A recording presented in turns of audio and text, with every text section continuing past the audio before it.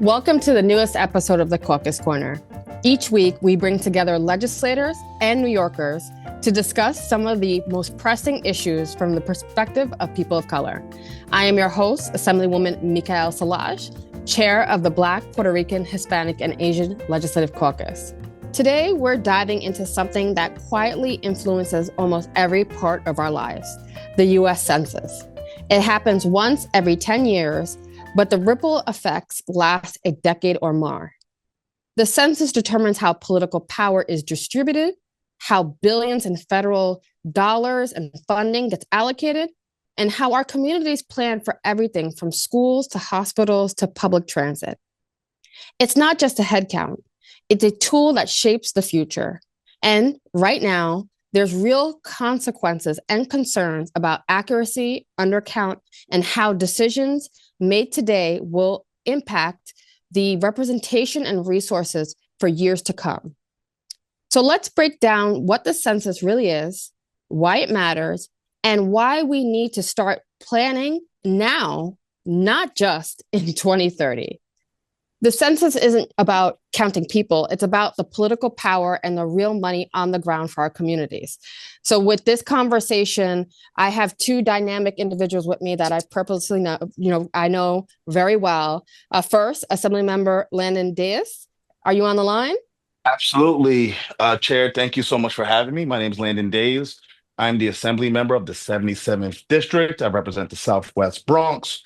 I'm an attorney by trade and worked in business such as construction, political consulting, and advanced manufacturing and cannabis. And I'm excited to have this conversation about the census. Just a real quick anecdotal note. Why this is personally deep for me is the first record of my family in this country was 1790 by a relative by the name of Quanabom. And that's why the census is deeply personal for me. Thank you for having me on today. Thank you, Assembly Member. Next, we're going to go to really, a pro, a knowledgeable figure in the census world. And, the census only happens every 10 years. But our next guest has been doing this for decades. And so, Jeff Weiss, thank you for being on our podcast and introduce us to the crowd. Sure, it's great to be with you today. I'm Jeff Weiss. I'm a professor at New York Law School in Manhattan, where I direct the New York Election Census and Redistricting Institute. I've worked on 5 censuses in the past, working on promotion, outreach, organizing people around the state, around the country on the need to understand the census, work with it, and most importantly, to respond to the census. I'm also a several decades veteran of working for the leadership in the New York legislature, having started in the census area, working back in the days when Stanley Steingart was speaker. I've worked for 5 speakers, 4 Democratic Senate leaders, and I'm now looking forward to my 6th census cycle, promoting, educating, and hopefully counting people. And we appreciate all your work. And so, as you know, the census is a part of our civic culture. It's like voting, it's like jury duty. And so with the Assembly member and I, we've introduced legislation to make sure that we're not scrambling every time the census comes up, but that it's a year-round 24/7 job of getting people counted. And so, Assembly member, do you want to kind of break down the bill? Jeff, you could join the conversation for our listeners. What would this bill do to improve the overall accuracy of the state census? And how can we improve the lives of people who are living in poorly represented communities? Well, first and foremost, the census is important because it's literally part of the fabric of what is our democracy in our country. Making sure that communities are properly represented and captured. You do not have to be a citizen. This is purely based on people that live within the borders of the United States of America, and also then by the jurisdiction by states. This is key because by knowing how many people we have, who's counted, that also helps with funding. So regardless of from the poorest or the richest districts, this is important because we want to make sure funding goes to those communities that have especially the largest populations. And those populations are going to be found in large urban centers. And those large urban centers, you're more likely to have communities of color, and you're going to have likely a large communities that need the most services. So by making sure that those communities are counted, that's ensuring that funding for education, health, our roads, goes to those communities in need. And that just doesn't impact urban areas, it also impacts the rural areas. And lastly, even though people are saying that population has been leaving New York, and that is true overall, we actually finally just got some good news, and our numbers are actually going slightly up. Births are outpacing deaths, and if you also include the large migration population that's coming to the state, we need to make sure all of them are counted. So I think this bill is creating a permanent office underneath the Secretary of State's division to ensure that we have a calculated plan starting now, so that when 2029 comes up in 2030, we can hit the ground running and make sure every New Yorker can be counted. So New York gets the funding that we deserve, and we don't lose any more congressional seats. And I believe if we do this right, instead of losing 2 congressional seats, I believe we can gain one. Professor, I'd love for you to jump in. Yeah, let me work off what you just said, Assemblyman. I'll let your listeners know that there are over 200 federal programs that that fund New York based on census numbers. When you look back a few years ago, of 55 major federal spending programs that are guided by data derived from the census. I'm going back now 2020, for which we had numbers, but over $73 billion went to New York for 55 different federal programs.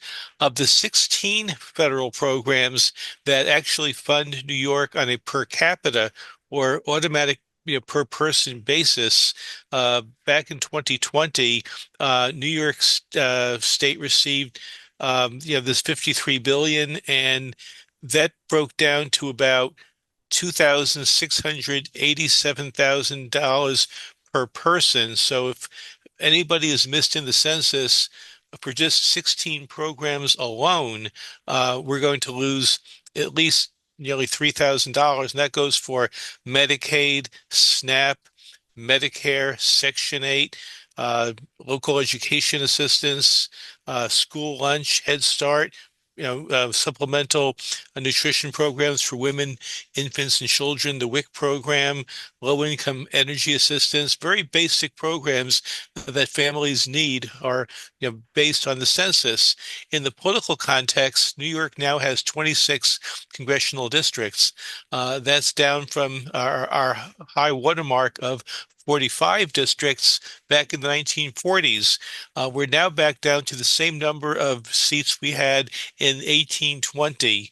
And New York has been losing 2 or 3 districts each of the last 50, 60 years. 2020 represented the first year where our loss was limited to only 1 congressional district. So the Assemblyman is right to hope that we can really pick one back up again.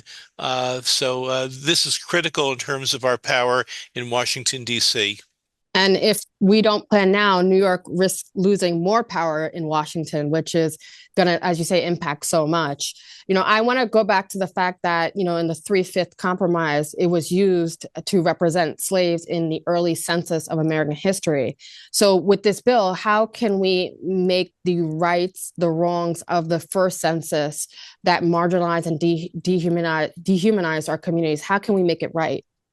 Well, that's a great question. If I could answer, the Constitution had what was called the Great Compromise of counting, Black people as 3/5 of one whole person, because the Southern states wanted more power, and the non-slaveholding Northern states did not want to give up that power. So a compromise was reached.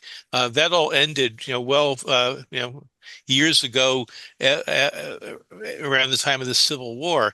But now the issue is that when you look at the census count, the undercount of Black and Hispanic New Yorkers, is tremendous, and, has not improved. So the undercount is something now where we can fight that. We can make sure that everybody is counted, especially in what we call the hard to count, hard to reach communities. And if New York can minimize the chronic, really long-term census undercounting, we can get back a lot in terms of political power and funding. And it's not really an exact, comparison to the 3/5 rule we had before the Civil War, but we, are now, suffering from the undercount, and it takes a lot of time, a lot of planning, and a lot of effort and energy to get people to understand the census. Otherwise, they're just going to not respond, not get counted, and miss out on federal funding and power.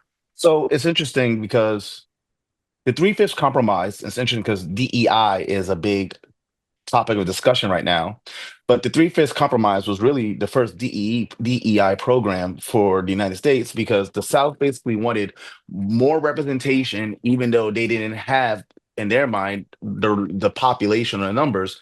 So they used slaves and count this as three-fifths because they didn't want to give them the right to vote and say that they were citizens, but utilize them so they can gain more strength and representation within our Congress, right? And it's ironic that that was fine for them back then, and then they're looking at it now and say, oh, underrepresentation doesn't matter. And if you also look at three-fifths, if you then extrapolate that out, that's 60%. And if you actually look in our assembly districts, our total New York State response rate is about 65.551%. And if you specifically look in the Black and Brown communities, the majority of them hover in the high 50s and low 60s. The only two assembly districts that represent a large minority numbers were Manny de los Santos district in the 72. They had roughly 71.5%. And Chairwoman Szilagyi's district, which I believe is over 50 or 60% people of color, was also in the low 70s. Those were the only two assembly districts in the entire state of New York represented by communities of color that hovered near 70%, where everyone else was probably about 60 or in the high 50s.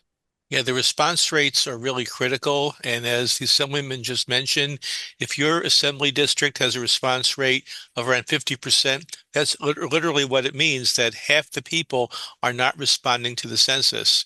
And that's what we're doing to organize so early to familiarize people with the census, have them understand the importance of it. We're not telling people now in 2025, answer the census. We're asking them to become familiar with it.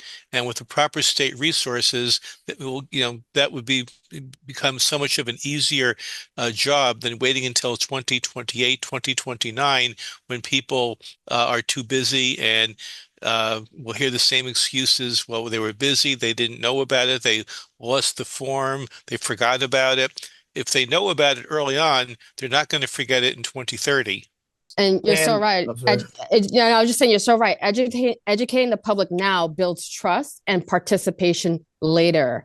And so, Assembly Member, what you could continue. I just wanted to say that point, just so that we know.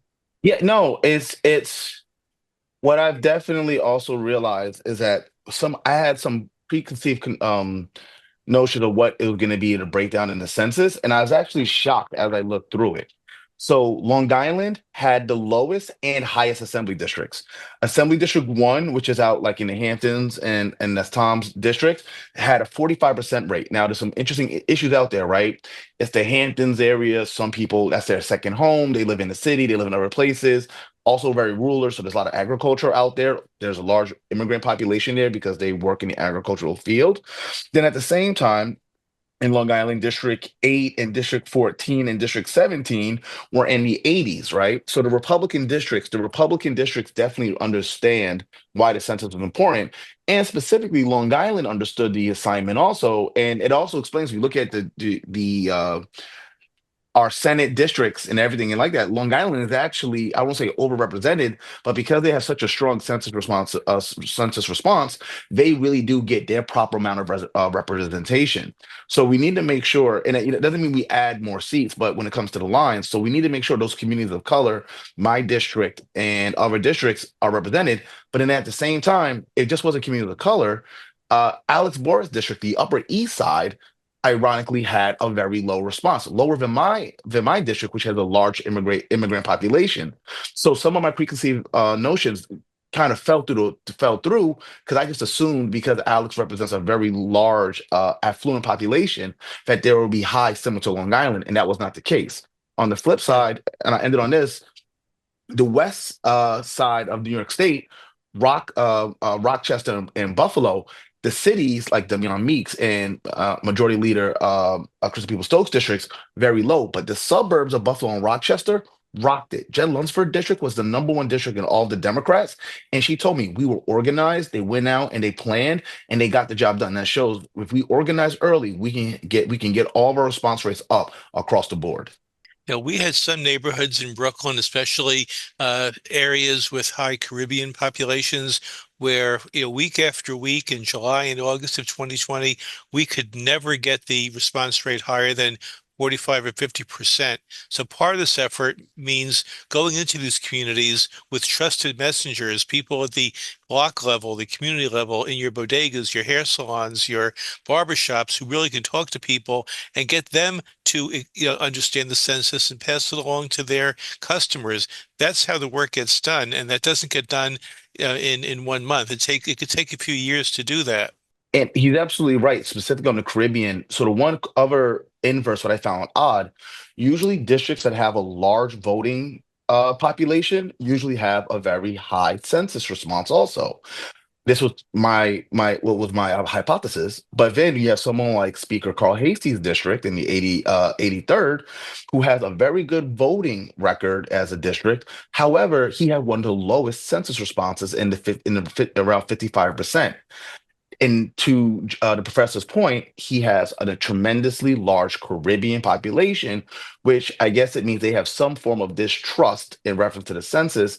And it's probably going to become even worse because President Trump is trying to manipulate the census and he wants to put a citizenship question on the census, which would devastate New York because that would be possibly will cause a chilling effect, and people will be afraid to answer the census in fear of their immigration status will now be known and put the question by an administration who is harsh towards anyone that has an immigration status. So Yeah, I really want to dig into this because a recent peer-reviewed study showed that adding a citizenship question to the U.S. Census could create a serious undermine of the accuracy of the count. So why is it such a big deal, and who stands to lose the most if this large segment of the population goes uncounted? Well, there's a lawsuit now, 4 states, Ohio, West Virginia, Louisiana, and Kansas, went to federal court in Louisiana, arguing that non-citizens should not be factored into the way congressional districts are reapportioned to the states. And in their brief, they mentioned that up to 2 congressional districts worth of people in New York are based on undocumented persons, or as they wrongly call them, illegal aliens. No one is an illegal alien, in my view. So we're already seeing that if the Census Bureau is projecting just on straight numbers alone the loss of possibly 2 congressional districts, then you factor in this lawsuit argument, that means 3 or 4 districts could be lost, and people are fearful of government. They're distrustful. They don't want to answer personal questions. It's very hard to convince someone to fill out a government form if they're not here legally, or if they have any kind of a personal family issue, a legal issue, or simply for privacy reasons, they don't want to respond to what they look at as intrusive questions. And we know the Supreme Court. Now, granted, I don't trust this Supreme Court, but the history on this, the Supreme Court has made it known your citizenship does not matter. The question should not matter. This is overall about representation. If you're living in the United States, that you do have some say in reference to your representation. You don't have the right to vote, but the resources should be spent on states that have the largest populations. So it's properly proportional, and that should not be based on citizenship, but people who do live within the United States of America. And additionally to that, it would hurt California, New York, Illinois, Michigan, and definitely blue states, but it would also probably hurt Texas, Florida, and a couple others. But nonetheless, if this does happen, not only would New York maybe lose 2 seats, but then projections would say New York could lose up to 4 seats, California up to 6 seats, Illinois, Michigan will go up. And then that factors even more for one, redistricting, 2 congressional seats, three. And the most important thing is if that does happen, one way or the other, even if the citizenship question is not on and the Democratic blue states don't do their job, the blue wall will no longer be enough electoral votes to win a presidential election. And therefore, from a strategy standpoint for Democrats, and this is why Governor Hochul needs to lead on this, Democrats could possibly not win a presidential election in the 30s because we won't have enough electoral college votes because you would have to win Arizona and Nevada or Georgia or North Carolina in every election, in addition to winning Michigan, Wisconsin, and Pennsylvania. Yeah, just so listeners know, electoral college votes are apportioned to the states based on the number of congressional districts. So New York right now has 28 electoral college votes. That's based on 26 congressional districts and 2 U.S. senators, totaling 28. If we lose a district, we lose an electoral college vote, and that goes to the state picking up a district. And let's just also be mindful on these numbers. New York State could have kept its 27th congressional district had we counted just 89 more people, the size of a New York City subway car at rush hour. But that lack of 89 more people caused us the loss of a congressional district that went from New York to Minnesota. There's so much at risk.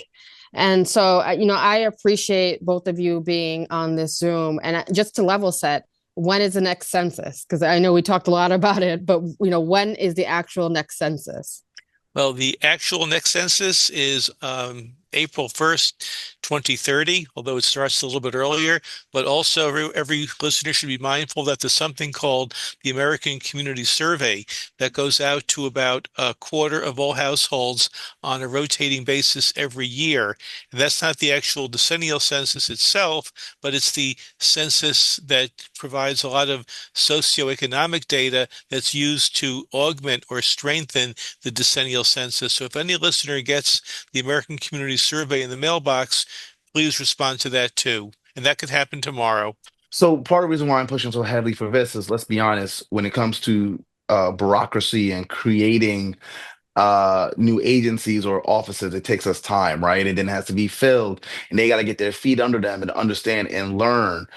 But if we don't do that now, if we try to wait to 2028, that means that office might not be up and running until 2029, and then that might be too late, right? So by starting now, we are ensuring that we at least have some formulation of a plan that can trickle down from the top down. I actually believe today, City Councilwoman Julie Menin is putting in legislation to create a permanent office in New York City.